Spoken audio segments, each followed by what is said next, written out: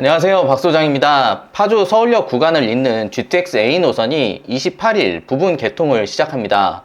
운정중앙역에서 서울역까지 이동시간이 기존 90분에서 22분으로 단축이 되면서 교통혁명이라고 불릴 만큼의 대변화를 맞이하게 됩니다. 부동산 투자에 있어서 다소 소외지역이었던 서북지역이 GTX에 대한 수혜를 받아볼 수 있을지가 궁금해지는데요. 이번 경기 북부 지역의 GTX 개통은 동탄, 수서를 잇는 경기 남부 지역의 GTX-A 노선과는 사뭇 다른 분위기인 것만은 확실해 보입니다. 동일 노선임에도 파급력에 대한 차이는 바로 CBD로 불리우는 서울역과 연결된다는 부분 때문에 그렇습니다. 서울역은 현재 1호선, 4호선, 공항철도, 경의중앙선, KTX 등 많은 노선들이 지나가는 메가 트래픽의 정점 지역입니다. 신분당선 서북부 연장 계획에서도 빠지지 않고 등장을 하는데요. 그만큼 서울역은 교통의 요충지이자 업무지구의 핵심이라고 할 수 있습니다. 서울역은 현재 업무지구의 위용을 더욱더 굳건히 하고 있습니다. 최근 발표된 서울역 북부 역세권 개발 사업도 GTX로 인한 업무 수요를 흡수하기 위한 포석이라고 볼 수 있습니다. 그렇기 때문에 서두에 말씀드린 것처럼 똑같은 GTX-A 노선이라도 동탄, 수서를 잇는 구간은 상대적으로 업무지구의 연결고리가 약하기 때문에 부분 개통의 효과가 크게 없었죠. 동탄, 수서 구간이 만약 삼성역까지 부분 개통을 했으면 달라졌을 수도 있지만요. 일단 GTX-A의 개통으로 인해서 파주 지역은 업무지구의 접근성이 개선되고 인구 유입 효과를 기대해 볼 수 있습니다. 인구 유입 효과가 부동산 가격 상승에 영향을 미치게 되는 건 당연하겠죠. 그렇다면 GTX의 개통이 서울 부동산에 가져다 줄 영향은 어떻게 될까요? 일단 GTX의 장점은 확실해 보입니다. GTX는 수도권을 잇는 광역 철도인 만큼 기존 지하철들에 비해서 속도 자체가 다릅니다. 서울 지하철의 평균 운행 속도보다 약 3배 정도 빠르고요. 그야말로 수도권 출퇴근 30분 시대가 코앞으로 다가왔습니다. 이로 인해 1일 생활권이 확대되면서 다양한 서울의 인프라를 쉽게 누릴 수 있게 됐습니다. 또한 GTX역 중심의 아파트 가격 상승률이 도드라졌는데요.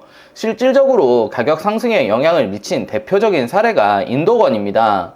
당초 인덕원은 정차 계획이 없었지만 새롭게 신설이 됐습니다. 아무래도 과천 지식정보타운 개발 이슈로 인해서 대규모로 공급되는 주택 물량이 영향을 끼친 것으로 보이는데요. 부동산 시장에서 항상 보면 대규모의 주택 공급과 신규 교통 노선의 개통은 상호적인 관계로 이어진다는 점을 참고해 보시면 좋습니다. 구체적으로 GTX-C 노선역 신설 발표 전후에 인덕원 아파트 매매가를 살펴보면 9억에서 12억까지 상승된 거래를 했습니다. 실질적으로 2021년에는 GTX의 호재로 인해서 경기도 집값 상승률이 최고치였고 특히 고양시는 3%가 넘는 성장률을 보였습니다. 일산 서구, 덕양구, 양주, 파주, 남양주 등 부동산 투자에서 다소 소외지역이었던 지역들조차 가격 상승폭이 상당했으니까 GTX의 효과는 경기도 부동산에 긍정적인 시그널을 준 건 확실해 보입니다. 동탄역 롯데캐슬에 대한 이야기도 빼놓고 말씀드리면 안 될 것 같은데요. GTX-A의 개통으로 인해서 가장 많은 수혜를 입은 아파트라고 볼 수 있습니다. 2021년까지 약 8억 정도의 거래가 되다가 올해 15억 8천까지 거래가 됐습니다. 동탄의 경우에는 기본적으로 양질의 일자리가 갖춰진 지역이고 생활 인프라도 잘 갖춰져 있는 도시이기 때문에 기본적인 구매력은 갖춰져 있다라고 볼 수 있습니다. 그래서 집값 상승이 반드시 GTX 효과 때문이다 라고 단정 짓긴 어렵죠. 그래도 GTX의 영향이 없진 않았다라고 보시면 되겠습니다. 여기까지만 봐도 GTX의 장점은 충분히 많은 것 같습니다. 어느 지역이든지 내가 쉽게 이동할 수 있다 라고 하면 주거의 선택 범위는 굉장히 넓어지겠죠. 이는 결국 탈서울 수요를 증가시킨다 라고도 볼 수가 있는데요. 그렇다면 GTX로 인해서 1일 생활권 범위가 확대되고 출퇴근 거리 30분 시대를 맞이하게 될 앞으로의 모습에서 탈서울 효과가 클까요? 아니면 지방 소멸 효과가 더 클까요? 데이터를 먼저 살펴보겠습니다. 최근 10년간 서울은 지속적인 순유출을 겪고 있습니다. 가장 큰 이유는 GTX와 더불어 서울 집값 상승으로 인한 주거비용의 상승이겠죠. 하지만 자세히 살펴보면 하나의 특징을 발견할 수 있습니다. 여전히 양질의 일자리를 찾아서 서울로 전입하는 인구도 많고 교육을 위해서 들어오는 전입 인구 역시 많습니다. 그만큼 서울은 아직 양질의 일자리가 많고 교육 환경 등의 인프라 시설이 잘 갖춰져 있다는 뜻입니다. 또한 대부분의 사람들은 여전히 직주 근접 지역을 선호한다라는 뜻이기도 합니다. 아무리 교통이 발달된다고 해서 도보권에 갖춰진 인프라를 포기하고 싶진 않은 거죠. 실질적으로도 국토연구원 조사에 따르면 GTX의 외지 이주 가능성도 매우 제한적이다라는 걸 보실 수가 있습니다. 주거비용이 더 들더라도 도심 내 거주 의사가 더 큰 이유는 현재의 인프라 시설에 만족한다라는 뜻입니다.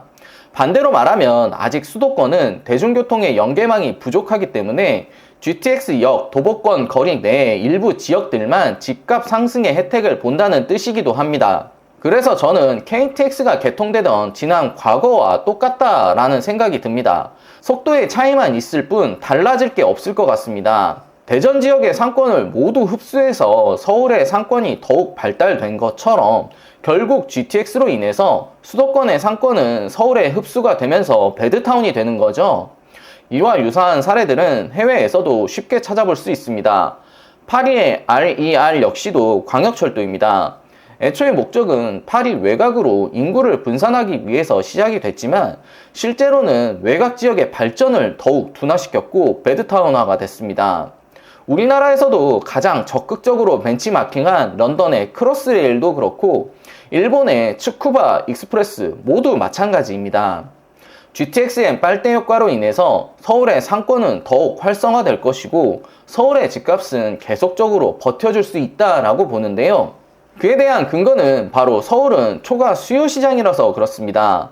서울은 매년 약 5만 세대의 고정 수요량이 있습니다. 실제 구매력이 있는 유효 수요와 집을 사려고 기다리는 잠재 수요가 존재하기 때문에 실제로는 이보다 더 많을 가능성이 높습니다. 정비 사업이 진행되고 있지만 여전히 인허가 물량은 부족합니다. 부동산 가격을 상승시키는 가장 큰 원인은 미래 가치에 대한 기대감입니다. 재건축, 재개발 시장도 지금은 집이 낡았지만 나중에는 새 아파트로 변모가 되기 때문에 미래 가치를 현재 가치화해서 가격이 측정이 되는 거죠. 그러면서 사업이 진행될수록 프리미엄은 더욱더 커지고 최종 가격으로 형성된다는 걸 알 수 있습니다. 현재 GTX도 마찬가지입니다. GTX가 생긴다는 기대감으로 투자한 사람들이 노선 선정, 착공, 개통 등의 단계를 거치면서 미래 가치들을 이미 현재 가치화해서 많이 땡겨왔다라고 생각이 됩니다. 일부 지역의 부동산 시장에는 이미 GTX에 대한 가격이 과하게 선반영이 됐다라고도 볼 수 있습니다. 쉽게 말씀드리면 GTX가 개통되면 투자 관점에서의 미래 가치는 사라지게 됩니다. 거주 만족도에 의한 전세가 상승으로 인해서 약간의 추가 상승은 기대해 볼 수 있겠지만 그게 전부라는 뜻입니다. 제가 생각한 결론은 이렇습니다. GTX도 결국 서울을 연결하는 지하철과 똑같습니다. 지하철이 연결된다고 해서 서울 외곽 지역에 거주를 선호하지 않는 것처럼 GTX가 연결된다고 해서 그 지역의 거주 선호도가 높아지진 않을 것 같습니다. GTX는 서울로 빠르게 가기 위해 만든 노선입니다. 양질의 일자리를 갖추지 못한 수도권 지역은 결국 배드타운이 될 수밖에 없습니다. 그렇기 때문에 서울 부동산 투자에 관심을 가지셔야 되는데요. 서울 내에서도 GTX가 더블로 지나는 역세권이라든지 아니면 안 그래도 교통 정체가 심한데 더욱 수요가 몰리게 될 지역, 예를 들면 여의도, 잠실, 사당, 신도림 이런 지역들 한번 관심을 가져볼 만합니다. 특히 제 개인적인 생각으로는 사당 지역이 굉장히 유망해 보이는데요. 조만간 현장에 나가서 현장 분위기를 한번 전달드리도록 하겠습니다. 현재 부동산 시장은 입지 선정이 더욱더 중요해졌습니다. 예전처럼 서울이 다 뜨겁게 달아오르지 않는다는 말씀입니다. 수도권과 서울 중심부의 가격이 결코 같아질 수는 없기 때문에 이럴 때일수록 전통적 입지는 어디인지 생각을 해보시고 투자를 생각하는 여러분이 되셨으면 좋겠습니다. 감사합니다.